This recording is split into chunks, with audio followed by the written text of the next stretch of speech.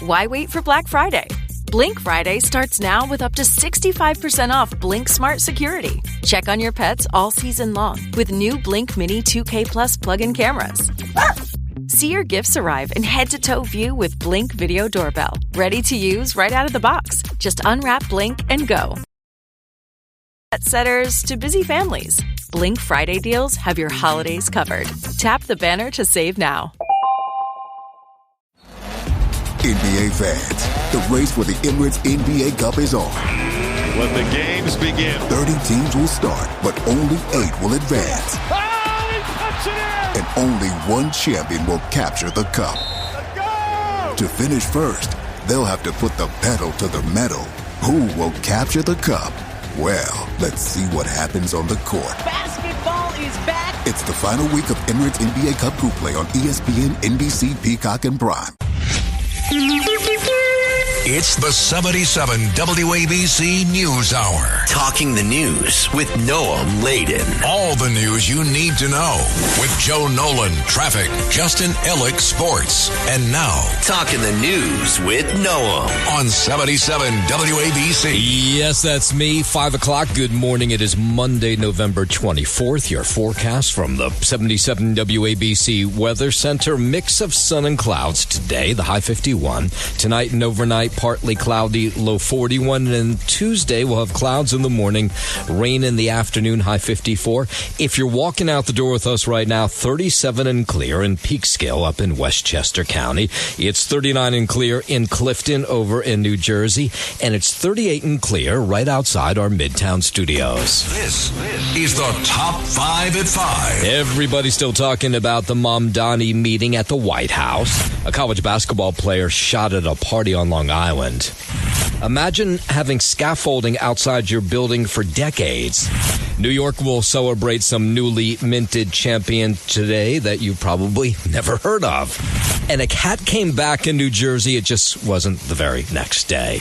All right, 5:01, let's get into it. Did you watch that interview, or rather, I should say, that press conference on Friday between President Trump and Mayor-elect Mamdani? There was so much talk about this over the weekend. Mamdani made more comments. Did you miss the Oval Office meet up between the two? I really think he has a chance to do a great job.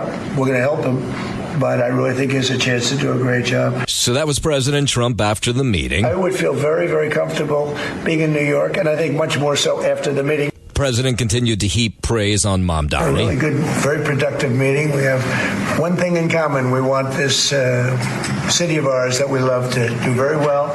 And I wanted to congratulate the mayor. He really ran an incredible race against, a lot of smart people. It was watching the dynamics of this meeting. You had the president sitting down in the Oval Office at his seat. It was Mamdani standing next to him, which looked a little bit odd. The mayor-elect, Mamdani, were asked a whole bunch of questions about by the press about things like ICE operations. What I've shared with the president is our desire to not only follow the laws of our own city, laws that protect New Yorkers, but also a desire for consistency in our politics across the board. And after all that praise was heaped on Mamdani by the president, Mamdani gave a little praise to the president as well. New York City loves a future that is affordable. And I can tell you that there were more New Yorkers who voted for President Trump in the most recent presidential election because of that focus on cost of living. Okay, so that meeting on Friday, lots of people saying, what? They thought for sure the two would not get along or that they would bash each other after the meeting was over, but that was not the case, at least for the next couple hours anyway. Then the mayor-elect,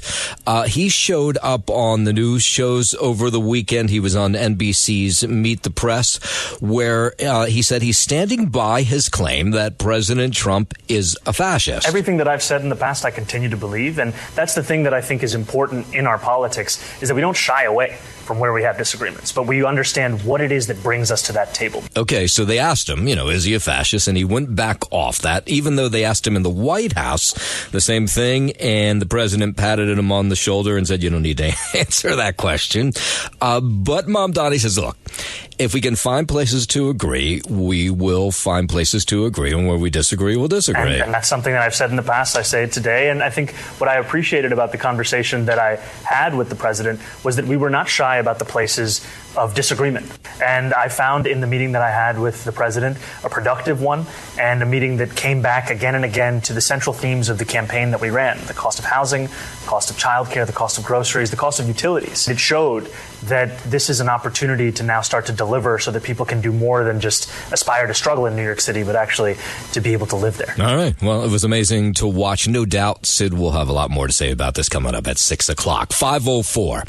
A 95-year-old woman was killed. 2 others, including a 6-year-old girl, in critical condition after fire ripped through a home in Queens yesterday.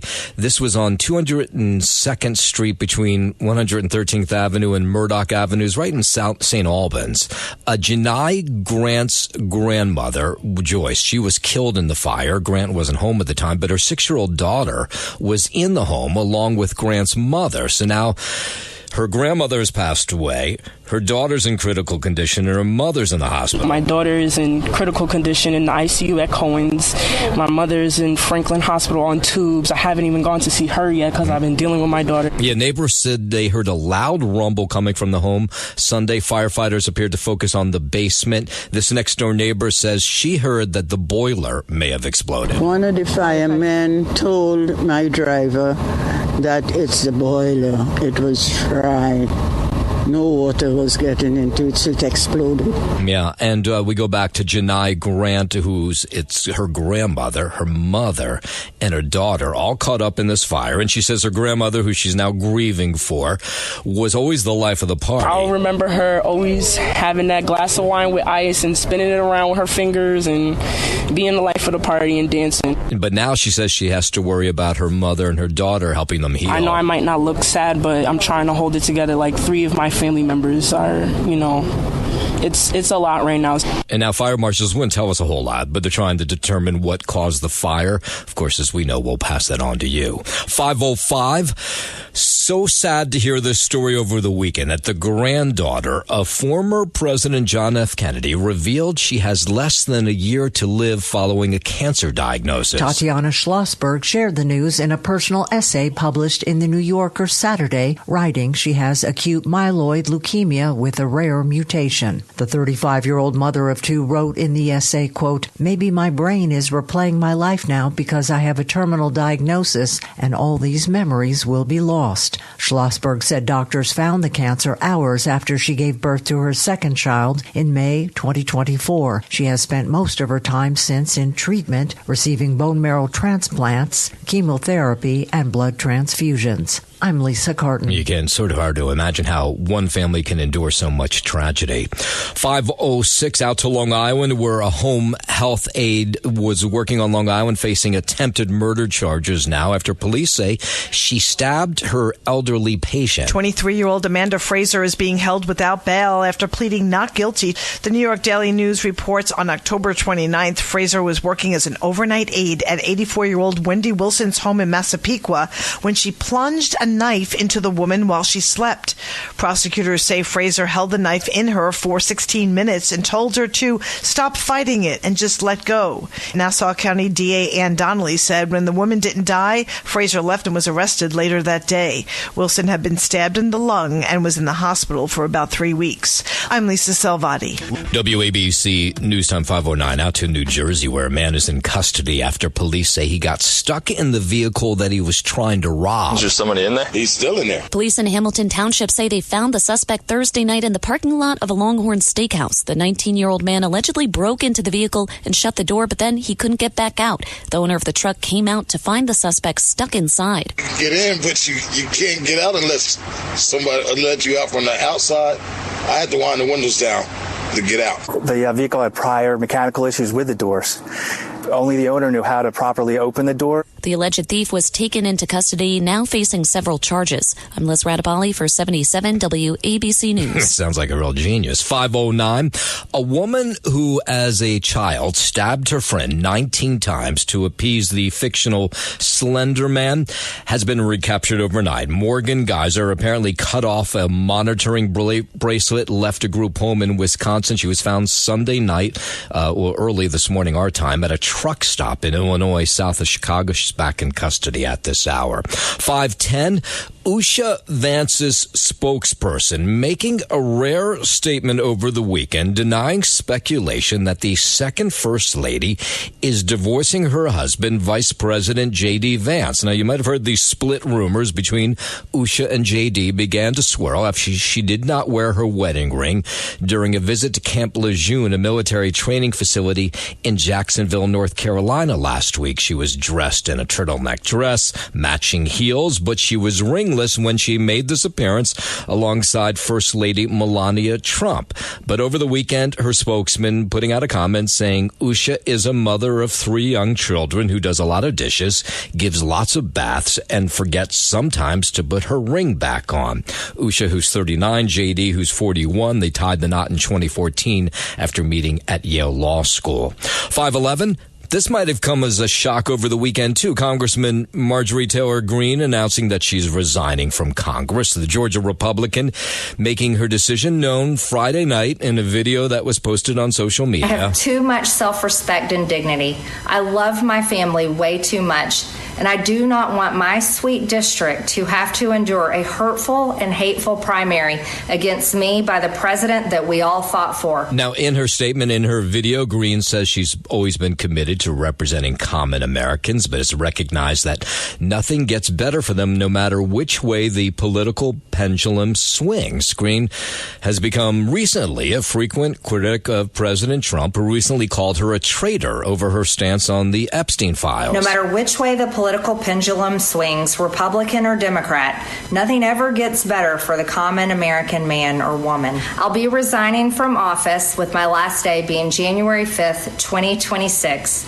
And I look forward to seeing many of you again sometime in the future. Standing up for American women who were raped at 14 years old, trafficked and used by rich, powerful men should not result in me being called a traitor and threatened by the President of the United States, whom I fought for. Now, the Congresswoman says she's proud of how she fought for lower health care costs during the government shutdown, but even so, she's leaving. I raged against my own speaker and my own party for refusing to proactively work diligently to pass the plan to save Americans' health care and protect Americans from outrageous, overpriced, and unaffordable health insurance policies. President Trump, he was quick to respond to the resignation news over the weekend. He says he's happy Marjorie Taylor Greene will be gone from D.C. I just disagreed with her philosophy.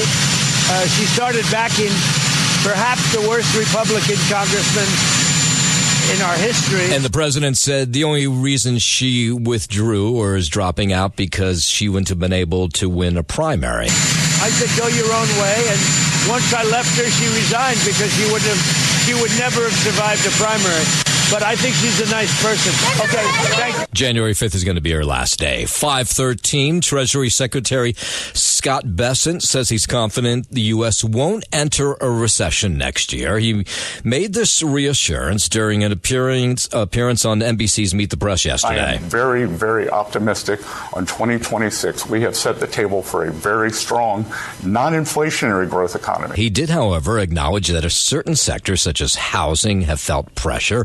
Consumers have felt a little better about the economy since the government shutdown ended. I am very confident about 2026 because what we are going to see is the president has done peace deals, tax deals, and trade deals. University of Michigan's final reading for November rose slightly from its mid-month low. However, survey officials say consumers remain frustrated about higher prices and weakening incomes. 514, the Justice Department looking now to unseal grand jury transcripts related to convicted sex offender Jeffrey Epstein. On Friday, the DOJ filed a motion in the U.S. District Court for the Southern District of Florida asking to release transcripts in the sex trafficking cases of Epstein and Ghislaine Maxwell. The motion comes days after President Trump signed a law compelling the DOJ to release all unclassified records dealing with Epstein. The department promised to redact information related to Epstein's victims. I'm Tammy Trujillo. 514, let's go overseas. Secretary of State Marco Rubio says substantial progress has been made during talks aimed at ending the war between Russia and Ukraine. Rubio took part in discussions yesterday in Geneva with officials from Ukraine and a variety of European nations. nations. I can tell you, that I feel very optimistic that we can get something done here because we made a tremendous amount of progress today. Now, he says that he believes President Trump is quite pleased about the progress being made. The president confirming, though, that he gave Ukraine until Thanksgiving Day to sign off on this new Russia-Ukraine peace plan. He also told Fox News that he plans to call on Ukraine to cede land to Russia that they have not yet lost in the war, with the president predicting Russia will soon take it by force if the fighting continues. They will lose in a short period of time. And President Trump would not confirm other details of this reported plan, which include forbidding Ukraine to join NATO. They're losing land. They're losing land. Yeah, and the news comes as the American delegation continues to stay in Switzerland to continue with these talks. France's president, Germany's chancellor, British prime minister say they're all aligned on continuing support for Ukraine following a phone call yesterday with the country's president. Russ Cullen has more. The call between Emmanuel Macron, Friedrich Merz, Keir Starmer and Volodymyr Zelensky comes after widespread anger in Europe at the US-brokered proposal requiring Kiev to make territorial concessions to Russia, limit the size of its armed forces and stay out of NATO as a basis for an end to the war. And the good news is those peace talks, they continue. And in a moment, we'll head over to the Middle East where there's been a dust-up over the weekend. We'll get into that in just a moment. But first, 5:16, let's head over to the 77 WABC Sports Desk. Good morning, Justin Ellick. Good morning to you, Noam Layden. Start here with Week 12 in the NFL out in Detroit. Giants nearly upset the Lions, but ultimately fell 34-27 in overtime after interim head coach Mike Kafka went for it on 4th and goal. Why did he do that, by the way? I don't know. If they had just kicked a field goal, they would have probably won the game. Yeah, probably. Why? It was 4th and 8 or something like that? 4th and 6. 6, yeah. Or 4th and goal from the 6. So, yeah. Right, but if you kick a field goal, now you're up. They have to score a touchdown to win the... Yeah, it's like a 20-yard field goal. It's a chip shot, and, then it would be a one-score game. Yeah. You would probably... With the way your defense had been playing pretty much all night, pretty good game from the Giants D. Yeah, you would have won that game. I looked at my kids in the fourth quarter and I said, how are they going to lose this game? Because they've done it 4 times already. This will be the 5th time, lose the game in the fourth quarter.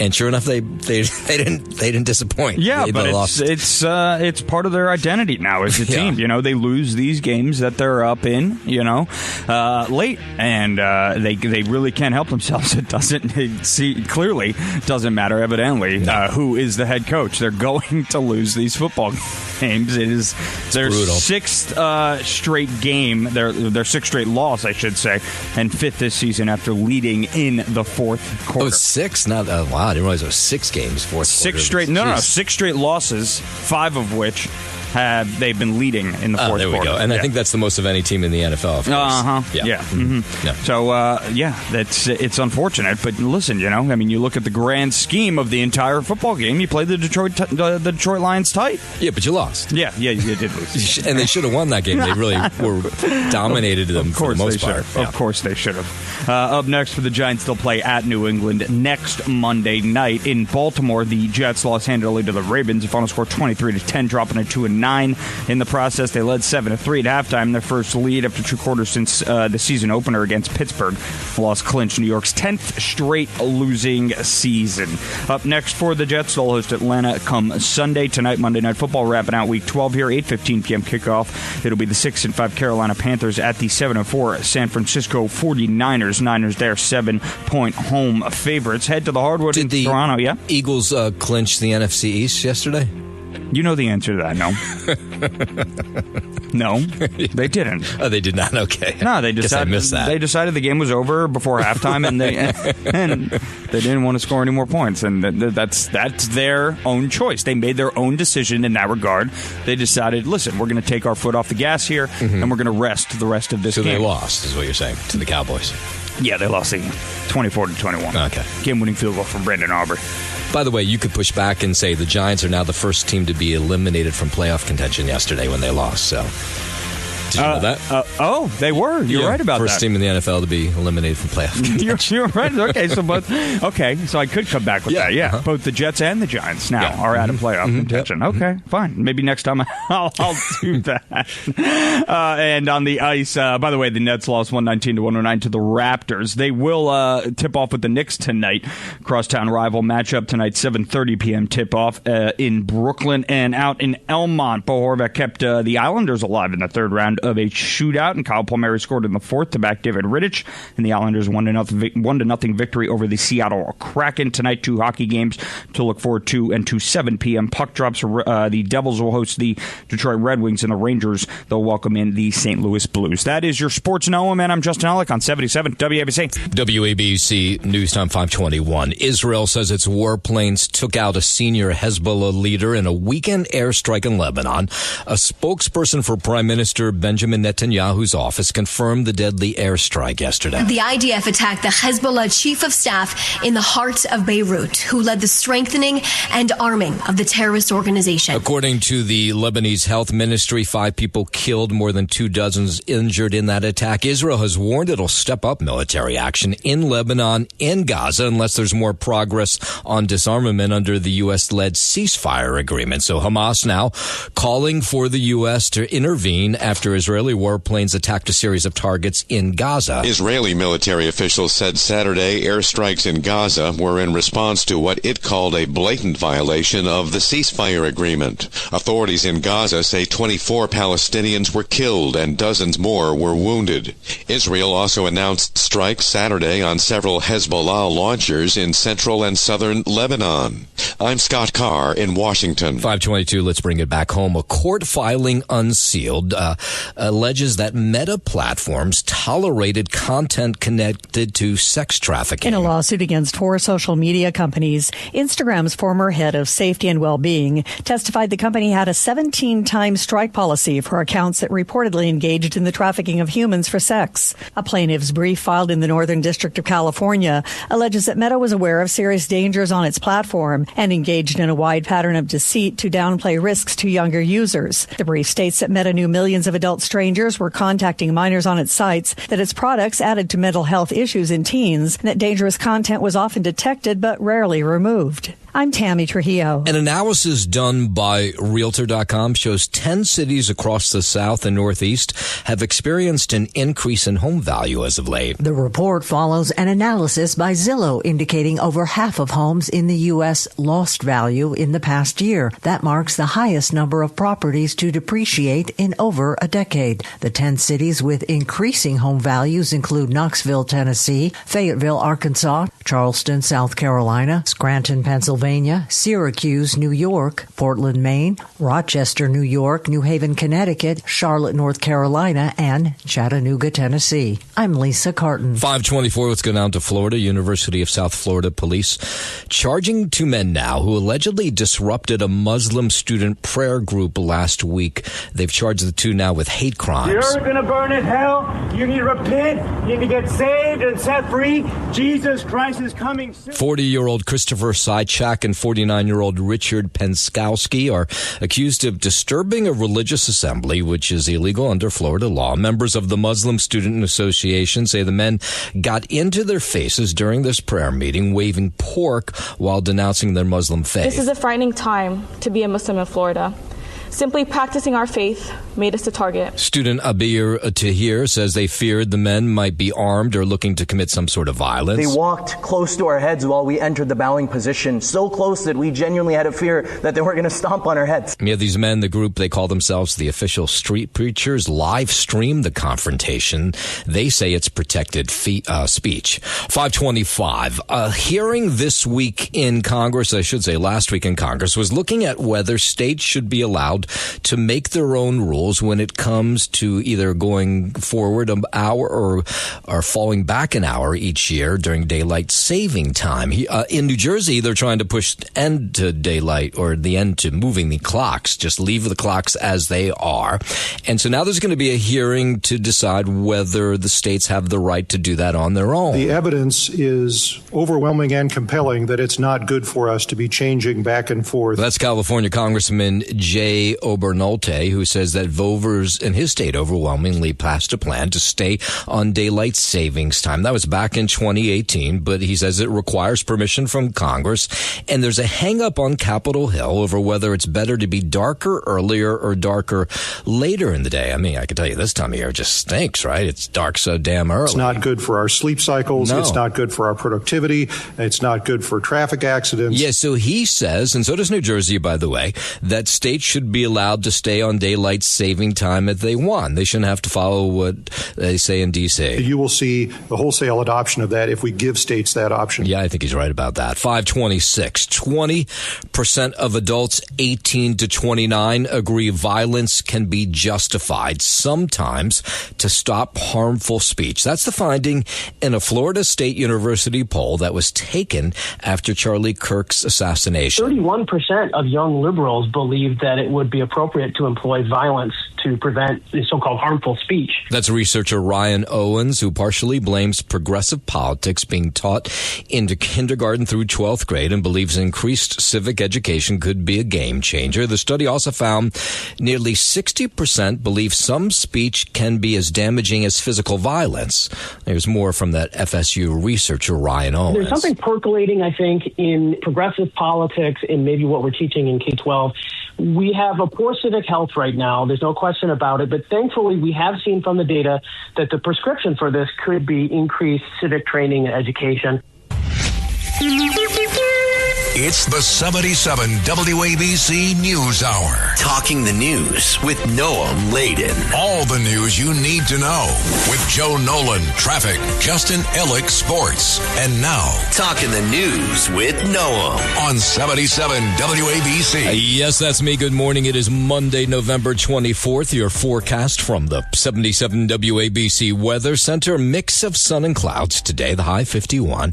Tonight and overnight, partly cloudy, low 41, and then Tuesday we'll have clouds in the morning, rain in the afternoon, high 54. If you're walking out the door with us right now, so happy you are, 37 and clear in Peekskill up in Westchester County, 39 and clear in Clifton over in New Jersey, and it's 40 and clear right outside our Midtown studios. 5:38, let's go out to Long Island, where a 19-year-old woman, a college basketball standout at Monroe University, was shot and killed during a party in Hempstead over the weekend. She's been identified as Amira McLeod. Investigators say the shooting took place in the area of Kennedy and Willow Avenues in Hempstead. It was during a party. This man was at the party with a bunch of other college students when the shots rang out. Yeah, I was inside. Okay. And then, I heard shots and then everybody started running and everything. The police came quick. And a shot spotter, that alerted officers to the shooting. This was about 11 o'clock on Saturday night. McLeod pronounced dead at the scene. 2 men, each 20 years old. They were taken to the hospital. They're recovering. Their names have not been released. As of last night, they had not released any information about any arrests as people at this party tried to figure out exactly what led to the gunfire. Pray for her family and everything. She was only 19 and everything happened outside, but we didn't know that was going to happen. Yeah, detectives have not announced any arrests in the case. In fact, they're asking for information from people at the party and from the public, anybody to call Nassau County Crime Stoppers if they have any tips. 5:39, while we're out on Nassau County or in Nassau County, Bruce Blakeman still has not given us his decision if he's going to run for governor next year, which would put him in a GOP primary against Elise Stefanik. And then if he won that, of course, he'd get to face off against Governor Hochul in November. But he was out talking to the media over the weekend, talking about this decision process. We're meeting with people. We're talking to business leaders, political leaders, community leaders, and it's been very encouraging. I'm going to weigh what they have to say. Then I'll sit down with my advisors and my family, and I'll make a decision probably in the next 3 or 4 weeks. Now, Bruce Blakeman says that President Trump has told him he would not mind a GOP primary next year. The Republican leaders in New York would rather not have one, but he says, bring it on. Bring on Elise Stefanik if it gets that far. He says he'd be happy to take her on next year. Basically, the president has always talked about how competition is good. He talked about how Kamala Harris was coronated by the Democratic Party, and I have said to the Republican Party, we shouldn't have a coronation. We should see who's the best candidate to win, who's the best candidate to beat Kathy Hochul, who's the best candidate to have coattails so other Republican candidates win. And right now, people are telling me that I am. Lakeman says he'll decide in the next 3 or 4 weeks about a run for governor next year. 541. Let's go up to the Hudson Valley, Mount Vernon, where emergency crews battled just this massive apartment building there yesterday morning. It started about 3 a.m. in an apartment building on Cottage Avenue. Video captured firefighters on the scene as heavy flames, thick smoke bellowed from the top floors and roof of this building. Firefighters using multiple ladders and water hoses to douse the flames. And firefighters say it was one of these things that they got there fast, but it spread so fast. Which is the space between the top floor ceiling and the underside of the roof. Once it gets a headway, a lot of times there's just no stopping it. Now, we got some audio from some of the people who got out of this building. I mean, nobody, thankfully, was injured seriously, but now most of these people have no home to go back to because the fire just ravaged their apartments. This woman, this is the second time she's been caught in a fire in an apartment building. Where are you going to live now? I don't know. I'm very grateful I have my life and my kids are safe. But just to have this happen again, it's just... It's so disheartening. Yes, so the numbers conflicting about how many people are homeless, between 30 and 50. I mean, whatever it is, it's way too many. Out of the kindness of my heart, I would want someone to do this for me. This is my city. They're in need now. That's a woman who showed up with food and clothing yesterday. In fact, just tons of people from all over Mount Vernon. It's a tight-knit community coming together yesterday, dropping off clothes, food, that kind of thing at a shelter where some of these people are now going to be sleeping for the next couple days. People have come forward to make sure that these families maintain their dignity in a time of crisis. I was just looking at an update. Actually, the total number of people displaced by this fire, it's not clear how many of them will be able to go home. 150. That's how big this fire was. Of course, the timing couldn't be worse right before Thanksgiving. 543. There was another fire, this one out in New Jersey. A dozen people getting help from the Red Cross after flames, smoke ravaged a home in Elizabeth over the weekend. Fire officials say 6 people were injured, but not seriously. It happened on Stiles Street around 9 Saturday morning. A witness tells News 12 New Jersey she saw people jumping out of second-floor windows and that smoke and flames were pouring out of them at some point. The fire spread to the home next door. No word yet on what caused it. I'm Lisa Salvati. 543 in the Hudson Valley. Negotiations have been going on for a while, back on track regarding land purchases in the Catskills by New York City. The talks broke down in June after the city walked away. Now the Albany Times-Union reports negotiations have resumed with an agreement expected by year-end when the current permit allowing the purchases expires. Since 1997, the city has bought more than 220 square miles of land around its upstate reservoirs to act as a buffer against pollution. Some neighboring towns complain that the purchases limit local growth.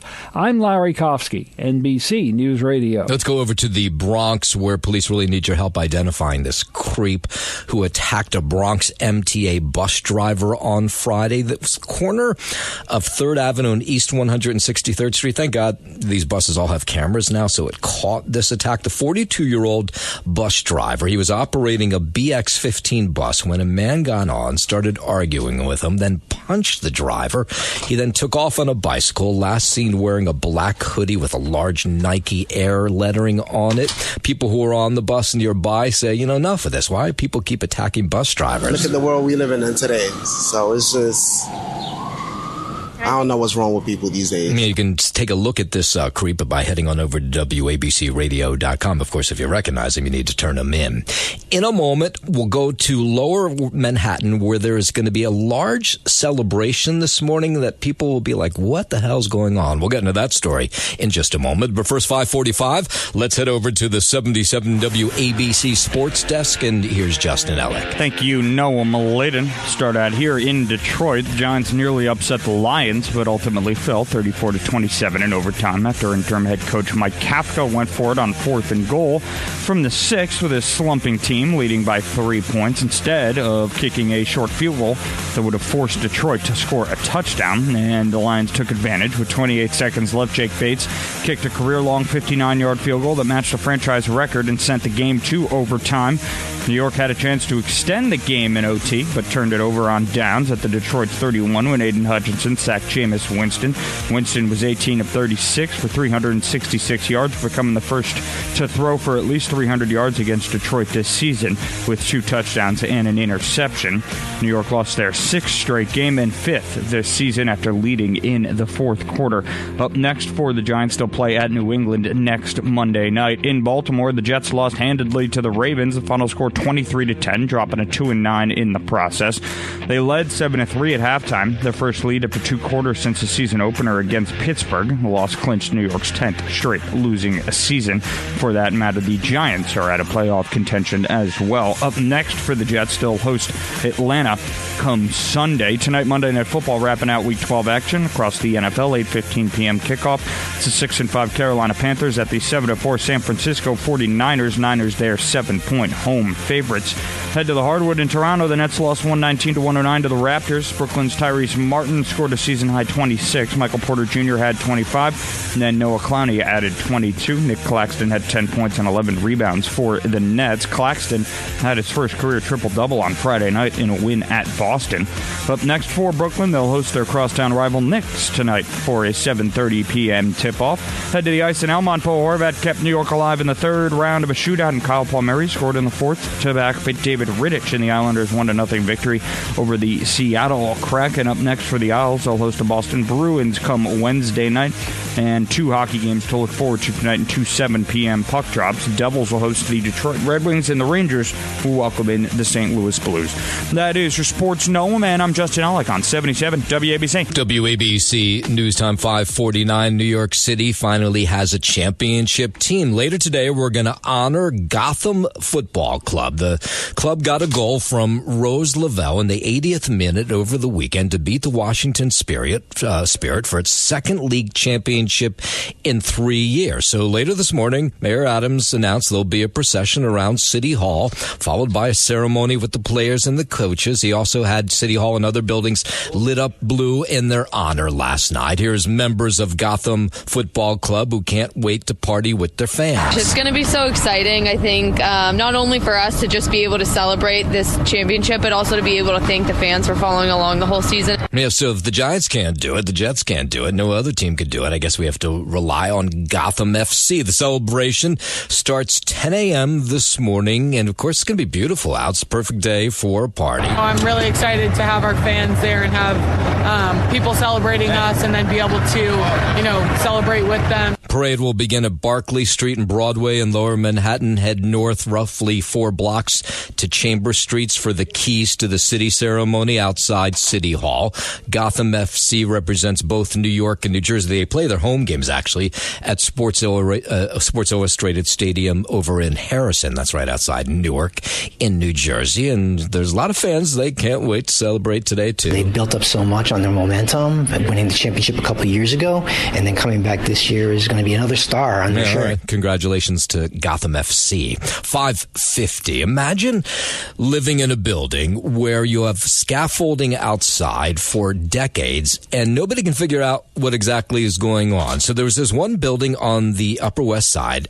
This is at West 86th Street, 51 West 86th Street. They had scaffolding outside front for 20 years. That scaffolding finally came down. And apparently the people who own the building were being ordered to do all kinds of repairs, and apparently they're very slow to do those repairs.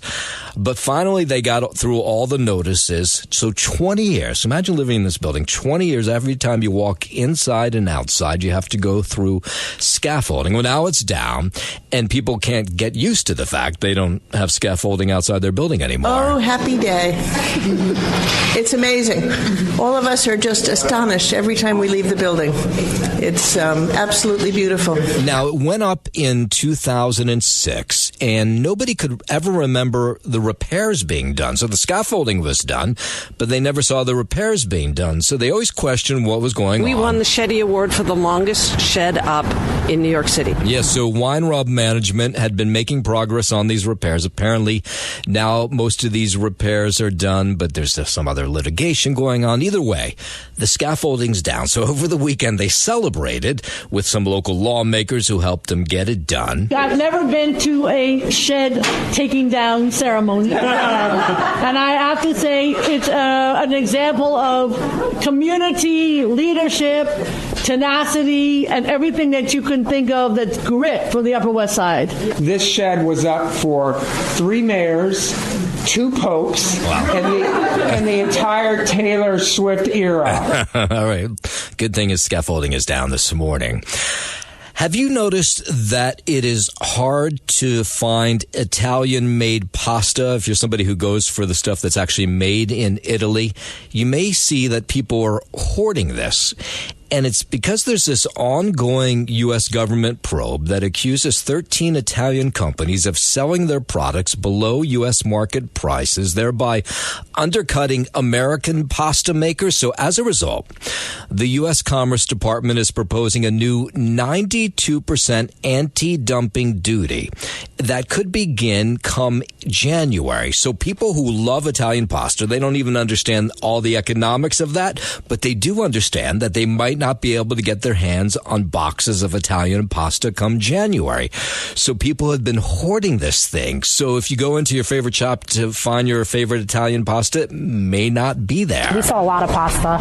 I would say probably about 20 cases a week. They are predicting that it's going to go up in January, but we're not really too sure if it'll stay. I mean, it could happen, it could not, so we'll see.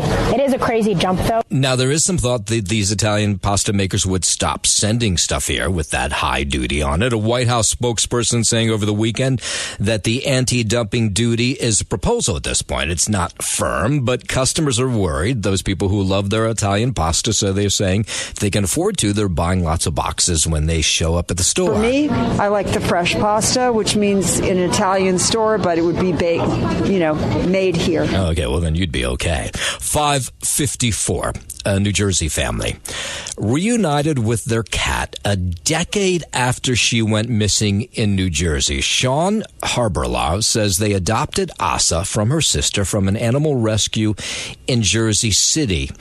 And then they lost the cat somehow in Montclair. And we had them for about a year.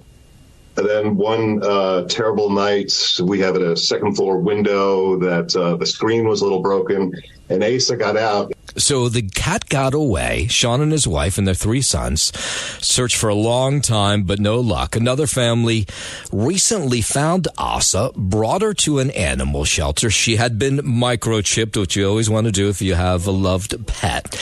And so they were able to match it with this family, and they were able to get the cat back home a decade later. Really freaky. It's after 10 years, we thought she was gone. Yeah, but they have the cat back this morning. 5:55.